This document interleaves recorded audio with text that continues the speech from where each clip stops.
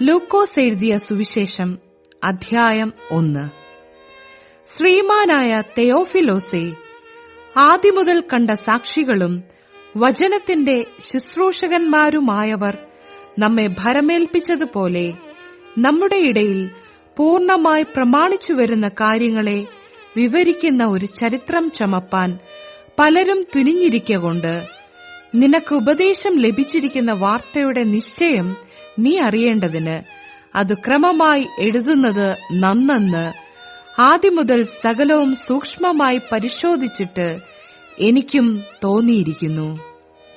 യഹൂദിയ രാജാവായ ഹെരോദാവിന്റെ കാലത്ത് അബിയാക്കൂറിൽ സെക്കറിയാവ് എന്നു പേരുള്ളൊരു പുരോഹിതനുണ്ടായിരുന്നു. അവന്റെ ഭാര്യ അഹരോന്റെ പുത്രിമാരിൽ ഒരുത്തിയായിരുന്നു. അവൾക്ക് എലിശബേത്ത് എന്നു പേർ. ഇരുവരും ദൈവസന്നിധിയിൽ നീതിയുള്ളവരും കർത്താവിന്റെ സകല കൽപ്പനകളിലും ന്യായങ്ങളിലും കുറ്റമില്ലാത്തവരായി നടക്കുന്നവരും ആയിരുന്നു. എലിശബേത്ത് മച്ചിയാകൊണ്ട് അവർക്ക് സന്തതിയില്ലാഞ്ഞു. ഇരുവരും വയസ്സു ചെന്നവരും ആയിരുന്നു. അവൻ കൂറിന്റെ ക്രമപ്രകാരം ദൈവസന്നിധിയിൽ പുരോഹിതനായി ശുശ്രൂഷ ചെയ്തു വരുമ്പോൾ പൗരോഹിത്യ മര്യാദ പ്രകാരം കർത്താവിന്റെ മന്ദിരത്തിൽ ചെന്ന് ധൂപം കാട്ടുവാൻ അവന് നറുക്കുവന്നു. ധൂപം കാട്ടുന്ന നാഴികയിൽ ജനസമൂഹമൊക്കെയും പുറത്ത് പ്രാർത്ഥിച്ചുകൊണ്ടിരുന്നു. അപ്പോൾ കർത്താവിന്റെ ദൂതൻ ധൂപപീഠത്തിന്റെ വലത്തുഭാഗത്ത് നിൽക്കുന്നവനായിട്ട് അവന് പ്രത്യക്ഷനായി. സെക്കറിയാവ് അവനെ കണ്ട് ഭ്രമിച്ച് ഭയപരവശനായി. ദൂതൻ അവനോട് പറഞ്ഞത്, സെക്കറിയാവേ, ഭയപ്പെടേണ്ട. നിന്റെ പ്രാർത്ഥനയ്ക്ക് ഉത്തരമായി നിന്റെ ഭാര്യ എലിശബേത്ത് നിനക്കൊരു മകനെ പ്രസവിക്കും. അവന് യോഹന്നാൻ എന്നു പേർ ഇടേണം. നിനക്ക് സന്തോഷവും ഉല്ലാസവും ഉണ്ടാകും. അവന്റെ ജനനത്തിങ്കൽ പലരും സന്തോഷിക്കും.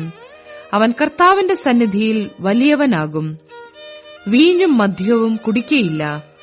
അമ്മയുടെ ഗർഭത്തിൽ വെച്ച് തന്നെ പരിശുദ്ധാത്മാവ് കൊണ്ട് നിറയും. അവൻ ഇസ്രായേൽ മക്കളിൽ പലരെയും അവരുടെ ദൈവമായ കർത്താവിങ്കലേക്ക് തിരിച്ചുവരുത്തും. അവൻ അപ്പന്മാരുടെ ഹൃദയങ്ങളെ മക്കളിലേക്കും വഴങ്ങാത്തവരെ നീതിമാന്മാരുടെ ബോധത്തിലേക്കും തിരിച്ചും കൊണ്ട് ഒരുക്കമുള്ള ഒരു ജനത്തെ കർത്താവിനു വേണ്ടി ഒരുക്കുവാൻ അവനു മുമ്പായി ഏലിയാവിന്റെ ആത്മാവോടും ശക്തിയോടും കൂടെ നടക്കും. സെക്കറിയാവ് ദൂതനോട്, ഇത് ഞാൻ എന്തൊന്നിനാൽ അറിയും? ഞാൻ വൃദ്ധനും എന്റെ ഭാര്യ വയസ്സു ചെന്നവളുമല്ലോ എന്നു പറഞ്ഞു. ദൂതൻ അവനോട്, ഞാൻ ദൈവസന്നിധിയിൽ നിൽക്കുന്ന ഗബ്രിയേലാകുന്നു. നിന്നോട് സംസാരിപ്പാനും ഈ സദ്വർത്തമാനം നിന്നോട് അറിയിപ്പാനും എന്നെ അയച്ചിരിക്കുന്നു. തക്ക സമയത്ത് നിവൃത്തി വരുവാനുള്ള എന്റെ ഈ വാക്ക് വിശ്വസിക്കായകൊണ്ട് അത് സംഭവിക്കും വരെ നീ സംസാരിപ്പാൻ കഴിയാതെ മൗനമായിരിക്കും എന്നുത്തരം പറഞ്ഞു. ജനം സെക്കറിയാവിനായി കാത്തിരുന്നു. അവൻ മന്ദിരത്തിൽ താമസിച്ചതിനാൽ ആശ്ചര്യപ്പെട്ടു. അവൻ പുറത്തു വന്നാറെ അവരോട് സംസാരിപ്പാൻ കഴിഞ്ഞില്ല. അതിനാൽ അവൻ മന്ദിരത്തിൽ ഒരു ദർശനം കണ്ടു എന്ന് അവർ അറിഞ്ഞു. അവൻ അവർക്ക് ആംഗ്യം കാട്ടി ഊമനായി പാർത്തു. അവന്റെ ശുശ്രൂഷാകാലം തികഞ്ഞ ശേഷം അവൻ വീട്ടിലേക്ക് പോയി. ആ നാളുകൾ കഴിഞ്ഞിട്ട് അവന്റെ ഭാര്യ എലിശബെത്ത് ഗർഭം ധരിച്ചു. മനുഷ്യരുടെ ഇടയിൽ എനിക്കുണ്ടായിരുന്ന നിന്ദ നീക്കുവാൻ കർത്താവ് എന്നെ കടാക്ഷിച്ച നാളിൽ ഇങ്ങനെ എനിക്ക് ചെയ്തു തന്നിരിക്കുന്നു എന്ന് പറഞ്ഞ് 5 മാസം ഒളിച്ചു പാർത്തു. 6 മാസത്തിൽ ദൈവം ഗബ്രിയേൽ ദൂതനെ നസ്രയത്ത് എന്ന ഗലീല പട്ടണത്തിൽ ദാവീദ് ഗൃഹത്തിലുള്ള യോസെഫ് എന്നൊരു പുരുഷന് വിവാഹം നിശ്ചയിച്ചിരുന്ന കന്യകയുടെ അടുക്കൽ അയച്ചു. ആ കന്യകയുടെ പേർ മറിയ എന്നായിരുന്നു. ദൂതൻ അവളുടെ അടുക്കൽ അകത്ത് ചെന്ന്, കൃപ ലഭിച്ചവളെ, നിനക്ക് വന്ദനം, കർത്താവ് നിന്നോട് കൂടെയുണ്ട് എന്ന് പറഞ്ഞു. അവൾ ആ വാക്കു കേട്ട് ഭ്രമിച്ചു. ഇത് എന്തൊരു വന്ദനം എന്നു വിചാരിച്ചു. ദൂതൻ അവളോട്, മറിയയെ, ഭയപ്പെടേണ്ട. നിനക്ക് ദൈവത്തിന്റെ കൃപ ലഭിച്ചു. നീ ഗർഭം ധരിച്ച് ഒരു മകനെ പ്രസവിക്കും. അവന് യേശു എന്ന് പേർ വിളിക്കണം. അവൻ വലിയവനാകും. അത്യുന്നതന്റെ പുത്രൻ എന്ന് വിളിക്കപ്പെടും. കർത്താവായ ദൈവം അവന്റെ പിതാവായ ദാവീദിന്റെ സിംഹാസനം അവന് കൊടുക്കും. അവൻ യാക്കോബ് ഗൃഹത്തിന് എന്നേക്കും രാജാവായിരിക്കും. അവന്റെ രാജ്യത്തിന് അവസാനമുണ്ടാകുകയില്ല എന്ന് പറഞ്ഞു. മറിയ ദൂതനോട്, ഞാൻ പുരുഷനെ അറിയായികയാൽ ഇത് എങ്ങനെ സംഭവിക്കും എന്ന് പറഞ്ഞു. അതിന് ദൂതൻ, പരിശുദ്ധാത്മാവ് നിന്റെ മേൽ വരും, അത്യുന്നതന്റെ ശക്തി നിന്റെ മേൽ നിഴലിടും. ആകയാൽ ഉദ്ഭവിക്കുന്ന വിശുദ്ധ പ്രജ ദൈവപുത്രൻ എന്ന് വിളിക്കപ്പെടും. നിന്റെ ചാർച്ചക്കാരത്തി എലിശബേത്തും വാർദ്ധക്യത്തിൽ ഒരു മകനെ ഗർഭം ധരിച്ചിരിക്കുന്നു. മച്ചി എന്ന് പറഞ്ഞു വന്നവൾക്ക് ഇത് 6-ാം മാസം. ദൈവത്തിന് ഒരു കാര്യവും അസാധ്യമല്ലല്ലോ എന്ന് ഉത്തരം പറഞ്ഞു. അതിന് മറിയ, ഇതാ ഞാൻ കർത്താവിന്റെ ദാസി, നിന്റെ വാക്കുപോലെ എനിക്ക് ഭവിക്കട്ടെ എന്ന് പറഞ്ഞു. ദൂതൻ അവളെ വിട്ടുപോയി. ആ നാളുകളിൽ മറിയ എഴുന്നേറ്റ് മലനാട്ടിൽ ഒരു യഹൂദിയ പട്ടണത്തിൽ ബന്ധപ്പെട്ടു ചെന്നു. സെക്കരിയാവിന്റെ വീട്ടിലെത്തി എലിശബെത്തിനെ വന്ദിച്ചു. മറിയയുടെ വന്ദനം എലിശബെത്ത് കേട്ടപ്പോൾ പിള്ള അവളുടെ ഗർഭത്തിൽ തുള്ളി. എലിശബെത്ത് പരിശുദ്ധാത്മാവ് നിറഞ്ഞവളായി ഉച്ചത്തിൽ വിളിച്ചു പറഞ്ഞത്, സ്ത്രീകളിൽ നീ അനുഗ്രഹിക്കപ്പെട്ടവൾ, നിന്റെ ഗർഭഫലവും അനുഗ്രഹിക്കപ്പെട്ടത്. എന്റെ കർത്താവിന്റെ മാതാവ് എന്റെ അടുക്കൽ വരുന്ന മാനം എനിക്ക് എവിടെ നിന്ന് ഉണ്ടായി? നിന്റെ വന്ദനസ്വരം എന്റെ ചെവിയിൽ വീണപ്പോൾ പിള്ള എന്റെ ഗർഭത്തിൽ ആനന്ദം കൊണ്ടു തുള്ളി. കർത്താവ് തന്നോട് അരുളി ചെയ്തതിന് നിവൃത്തിയുണ്ടാകും എന്ന് വിശ്വസിച്ചവൾ ഭാഗ്യവതി. അപ്പോൾ മറിയ പറഞ്ഞത്, എന്റെ ഉള്ളം കർത്താവിനെ മഹിമപ്പെടുത്തുന്നു, എന്റെ ആത്മാവ് എന്റെ രക്ഷിതാവായ ദൈവത്തിൽ ഉല്ലസിക്കുന്നു. അവൻ തന്റെ ദാസിയുടെ താഴ്ച കടാക്ഷിച്ചിരിക്കുന്നുവല്ലോ. ഇന്നു മുതൽ എല്ലാ തലമുറകളും എന്നെ ഭാഗ്യവതി എന്ന് വാഴ്ത്തും. ശക്തനായവൻ എനിക്ക് വലിയവ ചെയ്തിരിക്കുന്നു. അവന്റെ നാമം പരിശുദ്ധം തന്നെ. അവനെ ഭയപ്പെടുന്നവർക്ക് അവന്റെ കരുണ തലമുറ തലമുറയോളം ഇരിക്കുന്നു. തന്റെ ഭുജം കൊണ്ട് അവൻ ബലം പ്രവർത്തിച്ചു. ഹൃദയവിചാരത്തിൽ അഹങ്കരിക്കുന്നവരെ ചിതറിച്ചിരിക്കുന്നു. പ്രഭുക്കന്മാരെ സിംഹാസനങ്ങളിൽ നിന്ന് ഇറക്കി താണവരെ ഉയർത്തിയിരിക്കുന്നു.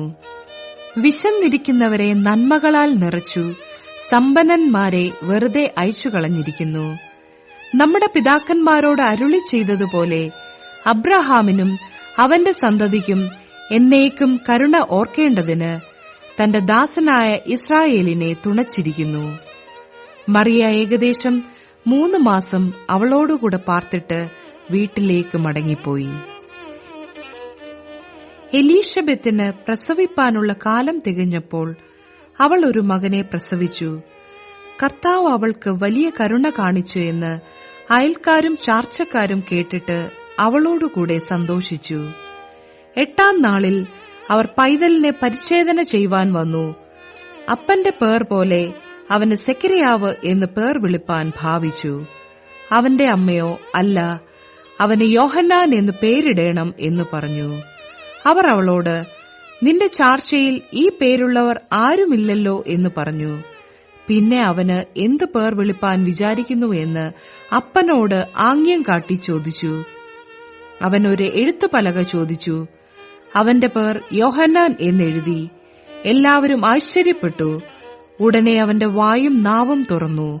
അവൻ സംസാരിച്ച് ദൈവത്തെ സ്തുതിച്ചു. ചുറ്റും പാർക്കുന്നവർക്കെല്ലാം ഭയമുണ്ടായി. യഹൂദിയ മലനാട്ടിലെങ്ങും ഈ വാർത്തയൊക്കെയും പരന്നു. കേട്ടവർ എല്ലാവരും അത് ഹൃദയത്തിൽ നിക്ഷേപിച്ചു. ഈ പൈതൽ എന്താകും എന്ന് പറഞ്ഞു. കർത്താവിന്റെ കൈ അവനോടുകൂടെ ഉണ്ടായിരുന്നു. അവന്റെ അപ്പനായ സെക്കരിയാവ് പരിശുദ്ധാത്മാവ് നിറഞ്ഞവനായി പ്രവചിച്ചു പറഞ്ഞത്, ഇസ്രായേലിന്റെ ദൈവമായ കർത്താവ് അനുഗ്രഹിക്കപ്പെട്ടവൻ. അവൻ തന്റെ ജനത്തെ സന്ദർശിച്ച് ഉദ്ധാരണം ചെയ്യുകയും ആദ്യം മുതൽ തന്റെ വിശുദ്ധ പ്രവാചകന്മാർ മുഖാന്തരം അരുളി ചെയ്തതുപോലെ നമ്മുടെ ശത്രുക്കളുടെ വശത്തുനിന്നും നമ്മെ പകയ്ക്കുന്ന ഏവരുടെയും കയ്യിൽ നിന്നും നമ്മെ രക്ഷിപ്പാൻ തന്റെ ദാസനായ ദാവീദിന്റെ ഗൃഹത്തിൽ നമുക്ക് രക്ഷയുടെ കൊമ്പ് ഉയർത്തുകയും ചെയ്തിരിക്കുന്നത് നമ്മുടെ പിതാക്കന്മാരോട് കരുണ പ്രവർത്തിക്കേണ്ടതിനും നമ്മുടെ ശത്രുക്കളുടെ കയ്യിൽ നിന്ന് രക്ഷിക്കപ്പെട്ട് നാം ആയുഷ്കാലമൊക്കെയും ഭയം കൂടാതെ തിരുമുൻപിൽ വിശുദ്ധിയിലും നീതിയിലും തന്നെ ആരാധിപ്പാൻ നമുക്ക് കൃപ നൽകുമെന്ന് അവൻ നമ്മുടെ പിതാവായ അബ്രഹാമിനോട് ചെയ്ത സത്യവും തന്റെ വിശുദ്ധ നിയമവും ഓർത്തതുകൊണ്ടും ആകുന്നു. നീയോ പൈതലേ, അത്യുന്നതന്റെ പ്രവാചകൻ എന്ന് വിളിക്കപ്പെടും. കർത്താവിന്റെ വഴി ഒരുക്കുവാനും നമ്മുടെ ദൈവത്തിന്റെ ആർദ്രകരുണയാൽ അവന്റെ ജനത്തിന് പാപമോചനത്തിൽ രക്ഷാപരിജ്ഞാനം കൊടുപ്പാനുമായി നീ അവന് മുമ്പായി നടക്കും.